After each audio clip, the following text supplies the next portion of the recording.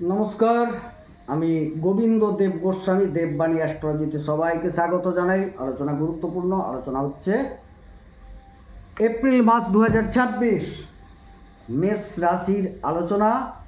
April মাস আপনার কেমন যাবে?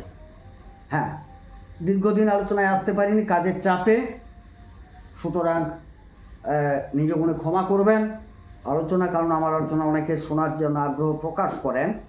আমি আসতে পারিনি কাজের চাপে, ক্ষমা চেয়ে নিচ্ছি। যাই হোক, শুরু করি।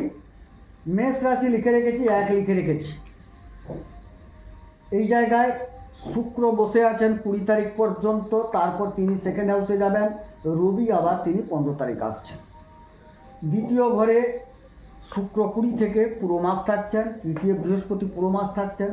পঞ্চমে কেতু পুরো মাস থাকছেন। একাদশে রাহু বুধ বসে আছেন, রাহু পুরো মাস থাকছেন। বুধ কিন্তু 11 তারিখ একাদশ থেকে দ্বাদশে চলে যাচ্ছেন এবং নিচস্থ হয়ে যাচ্ছেন। আচ্ছা, এবারে সেইখানে শনি মঙ্গল পুরো মাস থাকছেন। রবি তো বললাম যে 15 তারিখ তিনি আপনার লগ্নে আসছেন বা রাশিতে আসছেন। যাই হোক, একটু খালি পরিচিতিটা করিয়ে দিলাম, এবারে মূল আলোচনায় চলে যাচ্ছে। আপনার লগ্ন বা রাশিতে রবি 15 তারিখ থেকে আসছেন, আর তার আগে শুক্র বসে আছেন। ওই জায়গায় শুক্রকে আপনার দ্বিতীয় এবং সপ্তমের অধিপতি। প্রকৃতপক্ষে দ্বিতীয় সপ্তম হচ্ছে প্রকৃত মারক গ্রহ। তার মানে প্রকৃত মারক যদি হন, তিনি যদি লগ্নে বা রাশিতে আসেন, এটা তো ভালো কথা নয়। কিন্তু এই ক্ষেত্রে দেখা যাবে রবির সাথে মঙ্গলের একটা সম্পর্ক ভালো, আবার শুক্র মঙ্গল খুব একটা সম্পর্কটা ভালো নয়। তাই শুক্র বসে থাকছেন, রবি যখন চলে আসবেন সেই জায়গাটা আপনাকে শুভ ফল দিতে শুরু করবেন। আপাতত 15 তারিখ পর্যন্ত শরীর স্বাস্থ্য সম্পর্কে আপনাকে একটু সচেতন থাকতে হবে। পরিষ্কার কথা, মন মানসিকতাটাকে একটু ঠিকঠাক রাখতে হবে, উগ্রতা একটু কমাতে হবে। তারপর যখন রবি প্রবেশ করে যাবেন, রবিকে আপনার পঞ্চমপতি রবি আপনার লগ্ন বা রাশিতে প্রবেশ করবেন, তখন স্বাভাবিক আপনার মধ্যে একটা আলাদা জোশ তৈরি হবে বা আলাদা একটা শক্তি, একটা মনোভাব, একটা দৃঢ়তা তৈরি হবে, যেখান থেকে আপনি সফলতার পথ অন্বেষণ করবেন এবং প্রাপ্ত হওয়ার সম্ভাবনাও দেখা যাবে, কারণ তিনি পরে আসছে প্রতিষ্ঠাদাতা গ্রহ আপনার ক্ষেত্রে। যাই হোক, এই যে শুক্র থাকছেন আপাতত একা 15 তারিখ পর্যন্ত, হ্যাঁ, অর্থনৈতিক দিকটা একটু আপনার ভালো যাবে, খারাপ যাবে না। কিন্তু অন্যান্য ক্ষেত্রে, জীবন মানেই তো অর্থ নয়, অর্থই শেষ কথা বলে না। আমি এটুকু জানি যে অর্থ একটা বিশেষ ভূমিকা গ্রহণ করে জীবনের ক্ষেত্রে, কিন্তু সব ক্ষেত্রে অর্থ প্রয়োজন হয় না। অন্যান্য ক্ষেত্রগুলো একটু খারাপ যাওয়ার সম্ভাবনা আছে। এরপর কী হবে? এই শুক্র যখন 20 তারিখে তার স্বগৃহে প্রবেশ করবেন, তখন কিন্তু আপনার অর্থনীতিটা যথেষ্ট ভালো হবে এবং আপনার মনোবল বৃদ্ধি পাবে। আপনি কিন্তু একটা আলাদা দিশা খুঁজে পাবেন। দ্বিতীয় ঘর শ্বশুরবাড়ির জায়গা, খাদ্যের জায়গা, বাক্যের জায়গা, এগুলো আমরা আলোচনা করে থাকি। সঞ্চয়, ব্যাংক ব্যালেন্সের জায়গা। দ্বিতীয় পতি যখন দিতে যাবেন, অবশ্যই যে সমস্যাগুলো ছিল সেই সমস্যাগুলো কিন্তু নিরসিত হবে, অর্থাৎ আর্থিক স্বাচ্ছন্দ্যতা বৃদ্ধি পাবে, ব্যাংক ব্যালেন্স কিছুটা বৃদ্ধি পাওয়ার যোগ দেখতে পাওয়া যাচ্ছে। ভালো ভালো কি বলবো, শৌখিন খাবার প্রাপ্তির সম্ভাবনা দেখতে পাওয়া যাচ্ছে। শ্বশুর বাড়ির সাথে যাদের সম্পর্কের অবনতি ছিল, কিঞ্চিত উন্নতি হওয়ার সম্ভাবনা।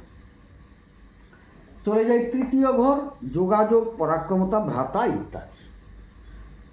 বসে আছেন বৃহস্পতি, আবার এর অধিপতি তিনি কিন্তু একাদশে, বুধ 11 তারিখ পর্যন্ত। তাইলে বৃহস্পতির মতো গ্রহ যখন তৃতীয় যান, স্বাভাবিক কথা যে বৃহস্পতি আপনার দ্বাদশপতি এবং নবমপতি হয়ে তৃতীয় চলে যাচ্ছেন। তৃতীয় তো ভালো নয় খুব একটা ঘর, না, সব ক্ষেত্রে খারাপ দেবেন না। যোগাযোগের ক্ষেত্রটায় শুভ ফল পাবেন। ভাইদের সাথে একটা সম্পর্ক অবশ্যই ভালো হওয়ার সম্ভাবনা আছে, আমি দেখতে পাচ্ছি। কত তারিখ পর্যন্ত? 11 তারিখ পর্যন্ত খুব ভালো সময় আপনাদের ক্ষেত্রে। ভাইদের সাথে একটা মিষ্টি সম্পর্ক থাকবে। ভাতৃস্থান থেকে আপনি কিছুটা লাভবান হওয়ার যোগ দেখতে পাচ্ছি আপনার ক্ষেত্রে। 11 তারিখের পর আপনার কিন্তু এই জায়গাটা কিছুটা সমস্যা অবশ্যই তৈরি করবে, যেটা কিন্তু আপনার ভাগ্য বিড়ম্বনার কারণ হতে পারে। পরাক্রমতার ক্ষেত্রেও দেখছি একটু 11 তারিখের পর বেশ কিছুটা সমস্যা আপনারা অনুভব করবেন। চতুর্থ ঘর খুবই গুরুত্বপূর্ণ জায়গা। এই জায়গা যানবাহন, গাড়ি, বাড়ি এইসব আমরা আলোচনা করে থাকি। কিছু মাতৃসুখ, মাতৃ সম্পদ এইগুলো আলোচনা করি। সেই যে তার মালিক যে চন্দ্র কিন্তু বসে আছেন কোথায়? আপনার রাশিতে। স্বাভাবিক মেষ রাশির মানুষ পরিশ্রম করে উপার্জন করতে ভালোবাসেন। এক কথায় বলবো, মাথাটা ঠান্ডা রাখতে হয় মেষ রাশির মানুষদের। আপনি যদি মাথাটাকে ঠান্ডা রাখতে পারেন, বাক্যটাকে একটু ঠিক রাখতে পারেন, অবশ্যই আপনার দেখতে পাচ্ছি আমি এই মাসে খুব একটা খারাপ যাবে না। কারণ রাহুর মতো গ্রহ আপনার একাদশে বসে আছে। সেই ক্ষেত্রে দেখবেন হঠাৎ কিছু কিছু প্রাপ্তি দেখতে পাওয়া যাচ্ছে। অর্থাৎ সেই জায়গায় যেহেতু চতুর্থ স্থলে আলোচনা, আপনার কিছু গাড়ি বাড়ি হওয়ার যোগ দেখতে পাওয়া যাচ্ছে। বিশেষ করে গাড়ি তো হওয়ার যোগ দেখতে পাওয়া যাচ্ছে।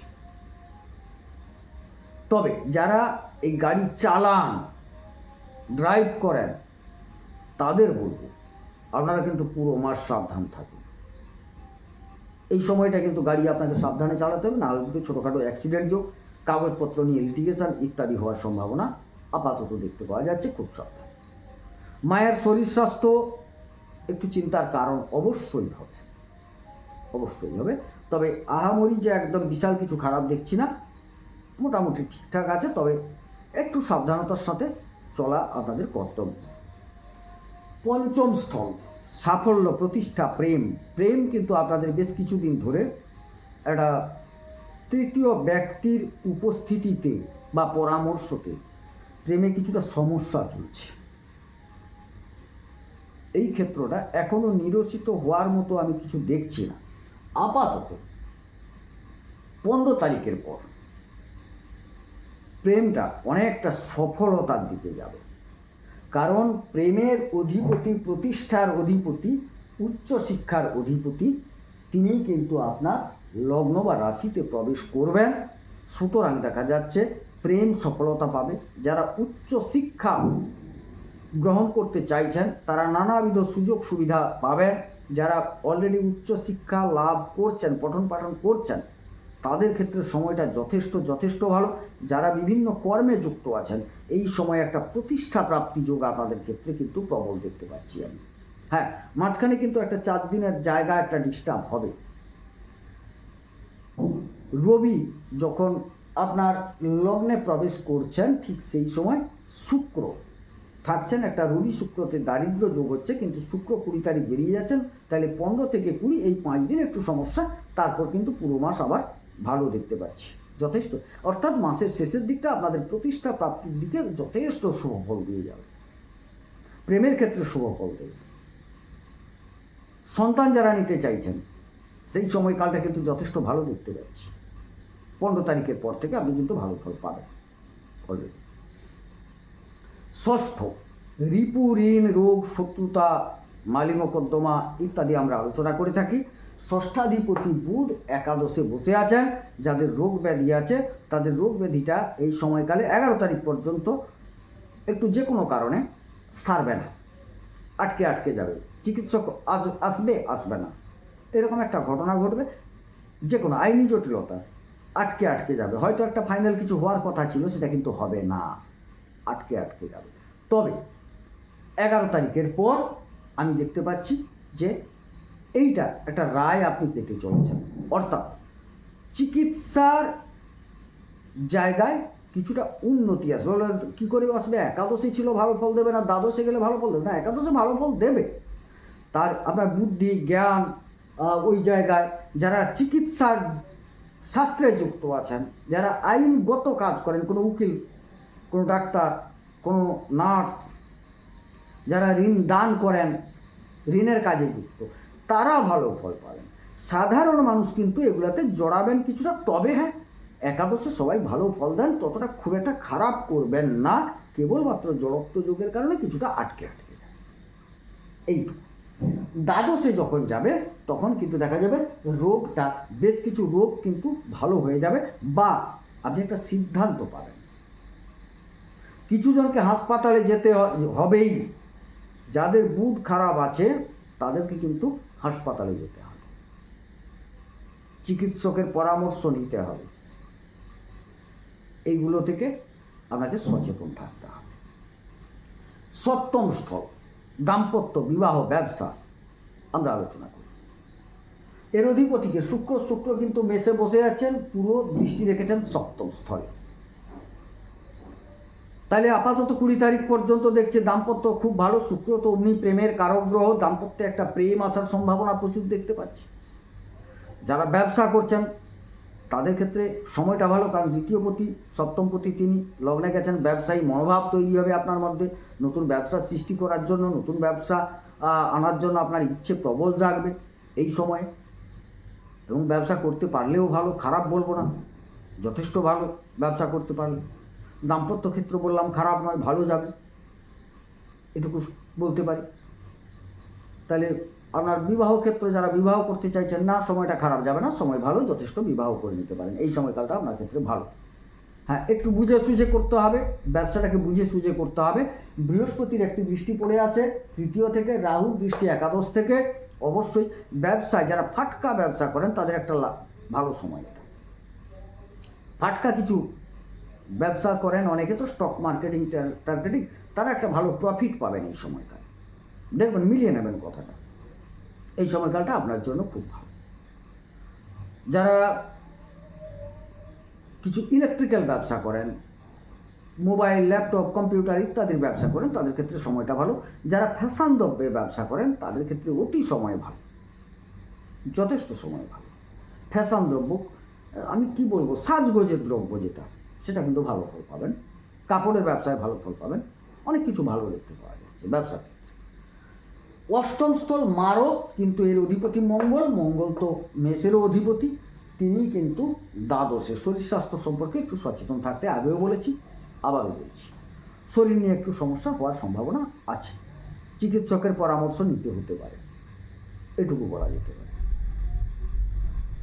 নবম স্থল ভাগ্যপতি তৃতীয়, নবম এবং দ্বাদশপতি তৃতীয়, এই জায়গায় বলবো এক প্রকার নিজভঙ্গ রাজযোগের মতো তৈরি হয়েছে, যার জন্য এখানে আপনি কিন্তু খারাপ ফল পাবেন না।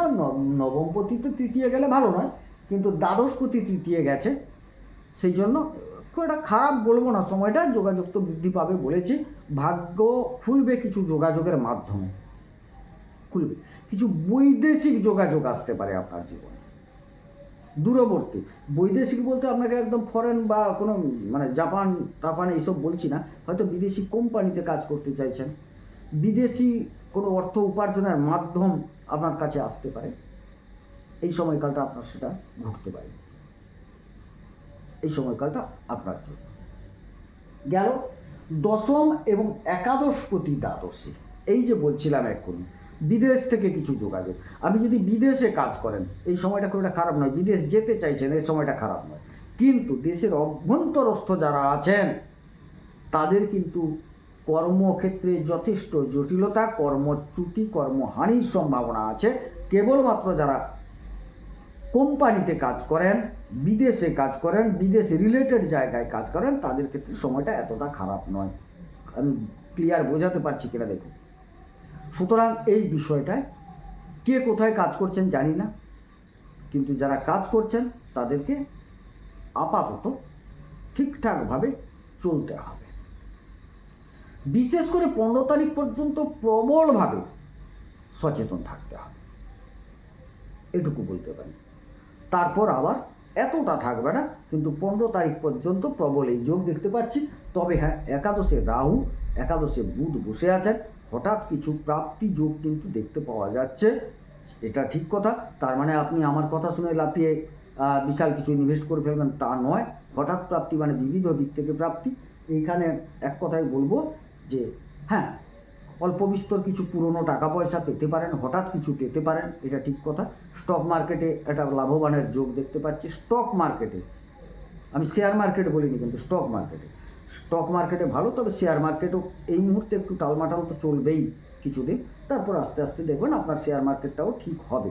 কারণ শুক্র চলে যাবেন দ্বিতীয়, আর রাহু যেহেতু বসে আছেন একাদশে, খুব একটা খারাপ যাবে না। আর শেয়ার হঠাৎ প্রাপ্তির জায়গাটা একটু আটকে রেখেছে কেতু। আপনার কুণ্ডলিতে কেতুর অবস্থানটা যদি ভালো থাকে, অবশ্যই আপনি একটা হঠাৎ কিছু পেতে পারেন, এটুকু বলতে পারি। কিন্তু দ্বাদশ স্থলে আপনার জোড়া বীজযোগ, একটা রবি শনিতে বীজযোগ, একটা শনি মঙ্গলে বীজযোগ তৈরি হচ্ছে। এই জায়গাটাই কিন্তু সাবধান। এটা হচ্ছে হাসপাতাল, চিকিৎসা, আইন, কারাগার, জেল, আধ্যাত্মিকতা, বিদেশ সব বোঝায়। আপনার কুণ্ডলিতে প্রকৃতপক্ষে শনি, রবি, মঙ্গল এরা যদি সত্যিকারের ভালো থাকে, বুধ যাচ্ছে, তাইলে কিন্তু অনেক ভালো জিনিস আপনার সামনে ঘটবে।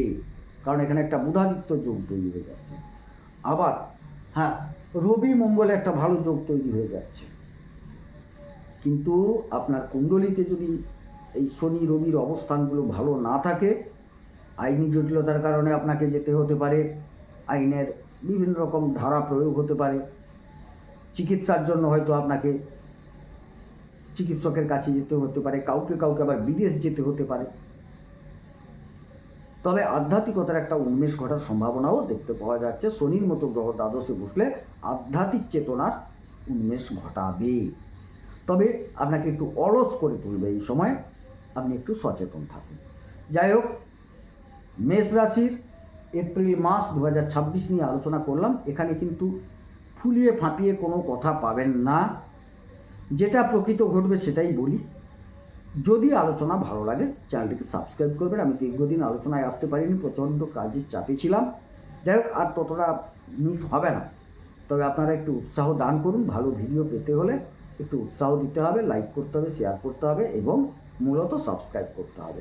যাই হোক, সবাই সুস্থ থাকুন, সুন্দর থাকুন, ঈশ্বর সকলের মঙ্গল করুন। মঙ্গল হোক। নমস্কার।